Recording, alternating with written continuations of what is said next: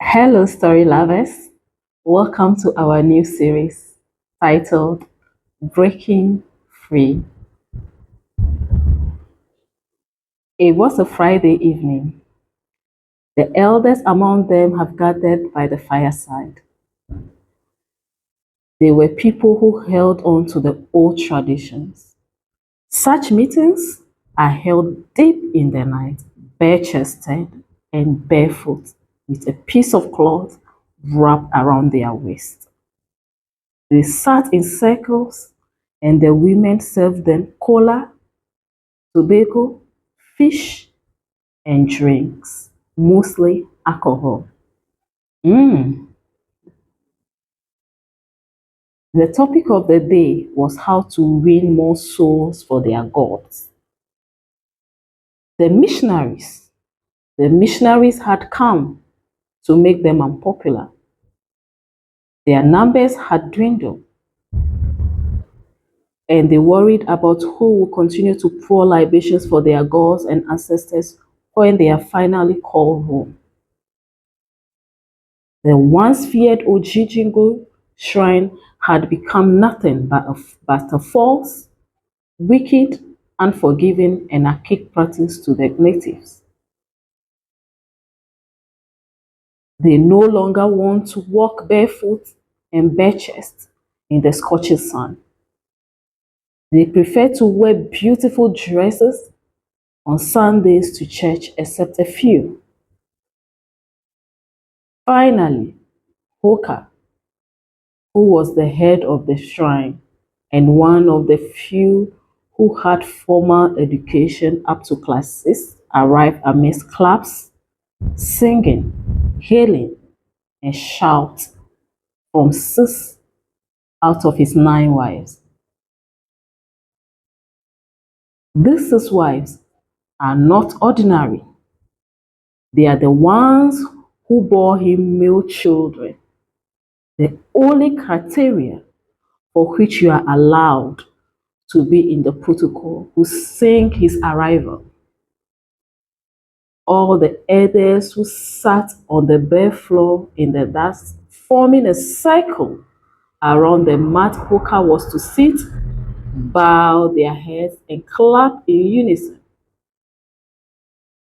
Finally, Hoka sat, and the singing and shouting from the women stopped, signaling the elders could now raise their heads as a serious meeting is about to start.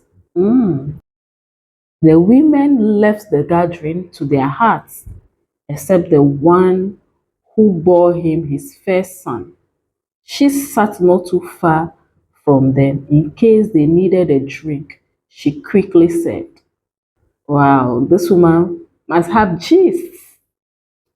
Hoka went ahead to give a brief speech. He said, "Good dawn, my sons. Today, as I called you, is not out of malice, but for us to deliberate. As you may observe, our numbers have dwindled. Our sons and daughters no longer visit the shrine. They have refused to pay homage to Ojijingo. Ojijingo is annoyed, and soon its wrath will visit us if nothing is done about this. We shall be punished severely in the afterlife if we do not leave Ojijingo with people to pay it homage and pour libations before we leave this earth." A great silence ensued, close to 2 minutes. Finally, Otuga, one of the prominent elders, cleared his throat while raising his hands to ask permission to speak. All eyes were fixed on him. Hoka granted him permission to speak. He thanked Hoka and began his submission. "Thank you, great mouthpiece of the gods of our fathers, the one who translates the minds of the gods. What you said is true, and it has been a burden on the hearts of some of us. I suggest it's time we send our children to school and allow them to mingle with their peers. In doing so, they will influence their peers to join us. We will not stop there. Let us also encourage them to attack the Christian missionaries verbally on social media. Let them call their teachings false whilst exalting Ojijingo as the God of truth and their forefathers.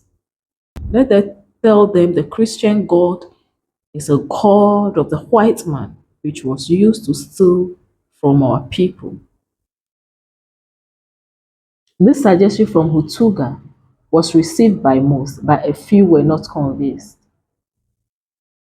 Another elder, Lugeje, raised his hand and when given permission, he said, I suggest we pass a decree that prevents our people from selling their land to build churches and the churches here already be asked to vacate the land. Hoka interjected saying, these are not the olden days. We do not have such authority anymore. We cannot ask them to vacate nor stop people from selling their lands to the Christians, except for those who still pay allegiance to Ojijigu. If we do so, we could be charged to court and asked to face the laws of the land. He continued to ask if there were any other suggestions, but no one proposed anything. He adjourned the meeting until the following Friday, giving everyone the opportunity to further deliberate. Finally, the Friday arrived and they met again. They all decided to go with Hutuge's idea and they deliberated on how to implement it. First, they were going to send the young shrine slaves. They wouldn't allow their freeborns to mingle with the Christians. For formal education is a great offense. They were people who held to their old traditions. Among the slave girls chosen was an 80-year-old Sroji. Sroji is the grandniece of Strolaga. Her only surviving aunt who is enslaved in the shrine to appease Ojijingo. Strolaga's uncle, Stephen, had stolen a necklace in the past. The theft was reported at the shrine. The shrine had put up an announcement for the thief to come to the shrine and confess. However, out of shame, he chose to run from the village. Nevertheless, he was brought back dead after a couple of people had died in the family. Finally, the family went to inquire at the Ojijingo shrine. They were told the cause of the frequent death in the family was the crime committed by their son Stephen. To appease the gods, they were asked to sacrifice a virgin. She would live her remaining years in the shrine and will be replaced by another virgin when she passes away. Strolaga was only 12 years when she was taken to the shrine as a slave and married to one of the elders. She has been sick for a while, and the next in line to succeed her if she passes away was Sroji. Sroji was not even born when the said incident happened 39 years ago, but she was briefed when she turned 5 years old. She knew at a point when her aunt was no more, she would replace her, and she dreaded the idea. She wants to be a normal child, go to school, attend church on Sundays, and play hide and seek with other children.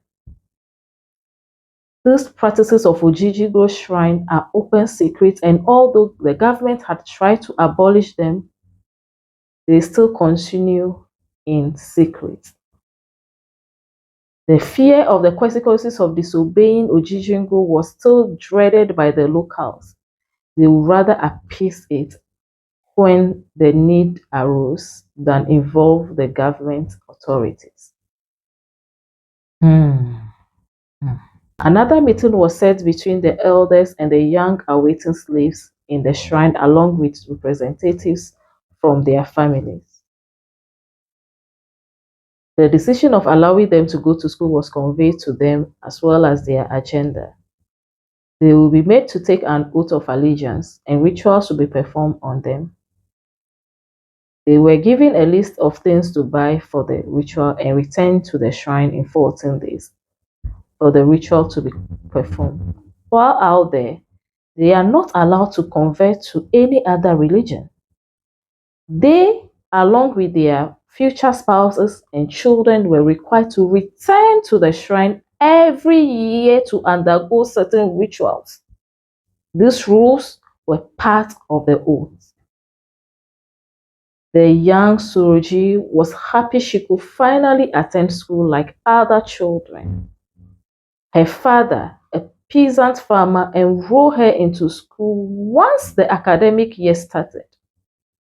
Sroji was the oldest in her class as she was admitted into class 1. Most of her age mates were already in class 3. This didn't bother young Sroji. She struggled to catch up in the beginning, but her determination was so evident, and her teacher, Miss Agnes, took a liking to her. Miss Agnes organized extra classes for young Sroji as much as time permitted at no cost. Soon, Sroji began to excel in class and consistently came first in examinations. By the end of the academic year, she was skipped a grade and promoted to class 3. She continued to excel and perform exceptionally well in her junior WAEC and got admission into a senior high school. Thanks to the free senior high school policy by the government, she attended and passed with distinction, despite her father being unable to afford it. Her intelligence earned her a presidential award, and she was awarded a scholarship to study in university in the big city, far away from home. Will Sroji keep her oath? Watch out for part 2.